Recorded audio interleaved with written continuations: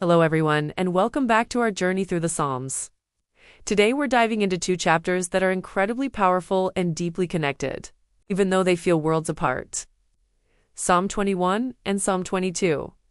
It's a story of triumph and trial, of celebration and suffering, and ultimately, of unwavering faith.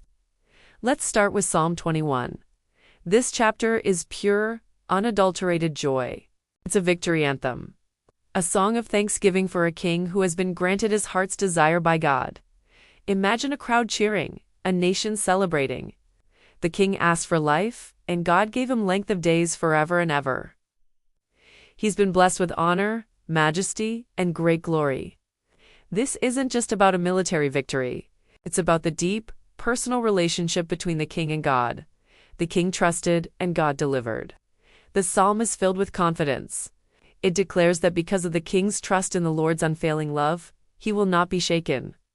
It's a powerful reminder for us. When we place our trust in God, he becomes our source of strength and stability. Psalm 21 is that moment on the mountaintop where everything is clear, blessings are flowing, and the future looks bright and secure. It's a celebration of God's faithfulness and power. We all have these moments in our lives, don't we? Times when we can look back and see so clearly how God has carried us through and blessed us. It's so important to pause in these moments and give thanks, just like the psalmist does here. But then, we turn the page to Psalm 22, and the atmosphere shifts dramatically. We go from the highest peak of celebration, right down into the darkest valley of suffering. The opening words are some of the most haunting in the entire Bible. My God, why have you forsaken me? If you're a Christian, you immediately recognize these words. Jesus himself cried them out from the cross. This isn't just a king's lament anymore. It becomes a prophecy, a window into the very heart of Christ's suffering. The psalmist, David, feels completely abandoned. He's surrounded by enemies who mock him, who stare and gloat. He describes his physical agony in excruciating detail. His strength is gone, his mouth is dry, his bones are out of joint. He feels like he's being poured out like water, his life draining away. It's a raw, honest, and painful cry from a place of deep despair. It gives us permission to be honest with God in our own suffering. It's okay to ask why. It's okay to feel abandoned. God is big enough to handle our questions and our pain. But here's the incredible turning point. Even in the depths of this agony, David doesn't lose his faith. He remembers God's faithfulness in the past. He says, "In you our ancestors put their trust. They trusted and you delivered them." He's holding on to a thread of hope, reminding himself of who God is, even when he can't feel his presence.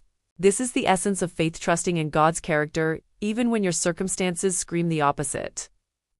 And then, the psalm makes a stunning pivot. From the depths of despair, it rises into a triumphant declaration of praise that will echo through all generations. David proclaims that the poor will eat and be satisfied, that future generations will be told about the Lord, and that all the ends of the earth will remember and turn to God. The suffering doesn't get the last word. Deliverance does. Praise does. So how do these two Psalms, 21 and 22, fit together? They show us the full spectrum of the life of faith.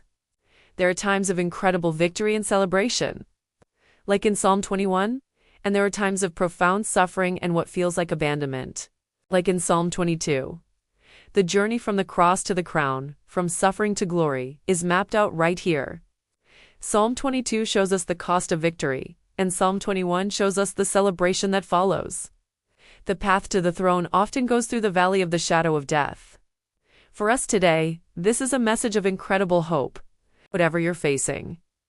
Whether you're on the mountaintop of Psalm 21 or in the deep valley of Psalm 22, know that God is with you. If you are suffering, hold on to that thread of hope. Remember God's past faithfulness. Cry out to him because he hears you, and know that your suffering is not the end of the story. Deliverance will come. The song of praise will rise again. And if you're in a season of blessing, celebrate it.